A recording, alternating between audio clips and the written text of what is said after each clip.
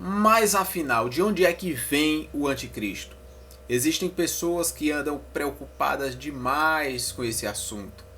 Veja que alguns vão buscar em regiões geográficas, países, até mesmo cidades, onde a Bíblia vai apontar. E uma delas, a mais procurada, é a cidade de Nínive, que hoje corresponde à cidade destruída de Mossul. Alguns creem que o fato dessa cidade ter sido uma das mais antigas, se não a mais antiga construída vigente nos dias atuais, até mesmo o Papa Francisco foi fazer uma missa devido àquela destruição que houve com ela. Muitos creem que algum retirante daquele local poderá assumir algum governo global futuramente, como vários outros já assim fizeram. Nós vemos que alguns vão apontar o Iraque, outros vão apontar, como alguns profetas sugerem, para o norte de Israel, que vão até a Turquia. Outros vão até mais longe, vão até a Rússia, que justamente Moscou está ao norte de Israel, de Jerusalém.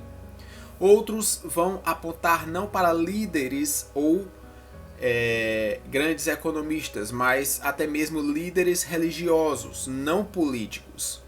Só que nós temos que entender que a besta, no sentido de ser o líder anticristo, ele vai ser algo mais político, militar, e vai ter o seu assessor como falso profeta, um líder religioso.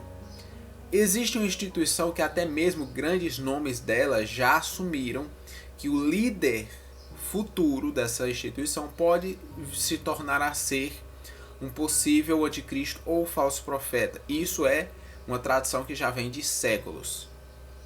Mas nós vamos entender aqui que Ezequiel capítulo 38, 39 e Daniel, desde o seu capítulo 7 até o 11, você vai ver detalhes, até mesmo o 12, você vai ver detalhes marcantes da trajetória desse anticristo.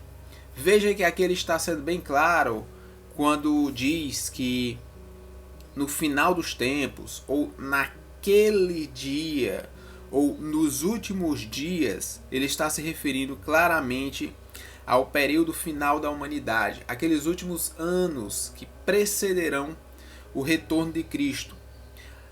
Há quem acredite que a Rússia tem um grande papel com isso, seja ela uma grande besta que está acima do Oriente Médio, e há quem creia que será o povo islâmico que vai ser liderado muito provavelmente pelos turco-otomanos.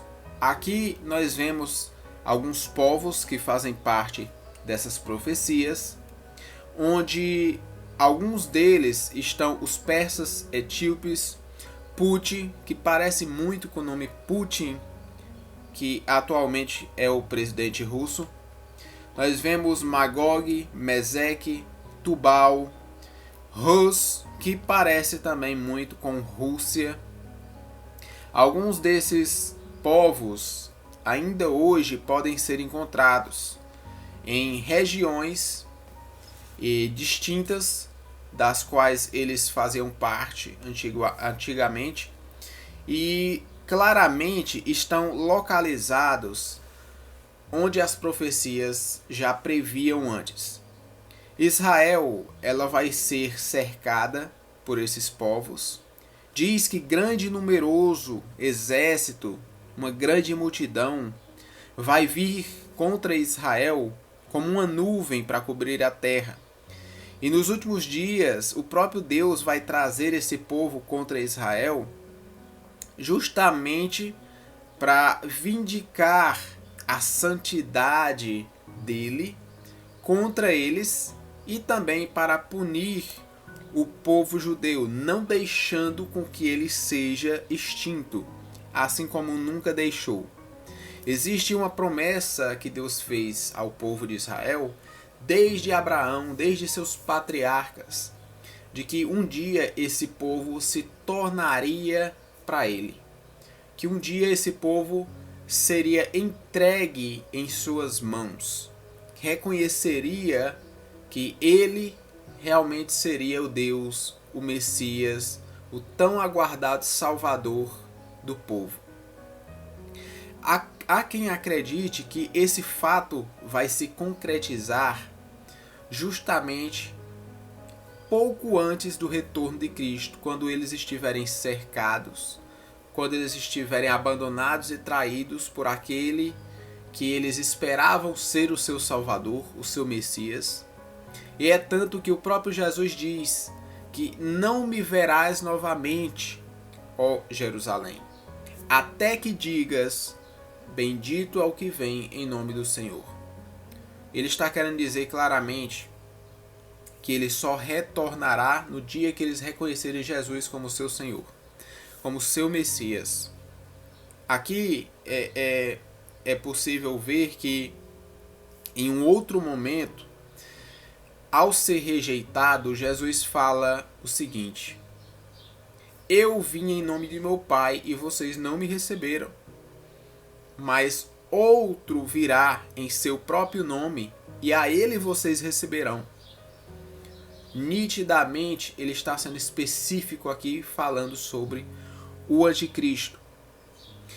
É curioso que, olha o que é que ele fala aqui, no capítulo 39, verso 3 de Ezequiel. Tirarei o teu arco da tua mão esquerda, e farei cair as tuas flechas da tua mão direita. É muito interessante ver que ele fala em arco quando se refere à persona do anticristo, desse ser que vai aparecer no final dos dias. Porque se você notar, o primeiro cavaleiro do Apocalipse, ele não é glorioso, ele usa coroa e não diadema como Jesus usava no cavalo lá na frente. Quando Jesus aparece, é sempre com resplendor e glória, é sempre com alguma, vamos dizer assim, com alguma exaltação.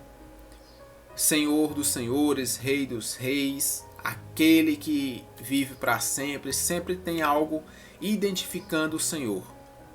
Mas esse cavalo, ao contrário do que muitos acham, não se trata do Senhor Jesus. Esse cavalo inicial, muito provavelmente, o que mais parece ser é o anticristo disfarçado de paz, chegando ele tem ali na sua mão o arco, ou seja, ele tem poder. Porém, não diz que ele tem as flechas, então ele não vai usar. O fato dele ter o poder é para que ele possa se impor, chegar à humanidade e trazer paz por uma força velada. Tá certo? Então, ali, esse cavalo branco, ele traz paz. Ele tem o poder bélico, porque ele foi entregue às nações, como diz os profetas e o próprio Apocalipse. O poder lhe foi entregue, mas ele não vai usar. O que ele vai usar é de artimanha, artifícios de engano para trazer essa paz, essa falsa paz.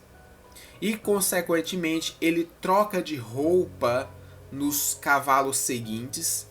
E aí nós vemos uma consequência de guerras, de fome e injustiça e, consequentemente, de morte.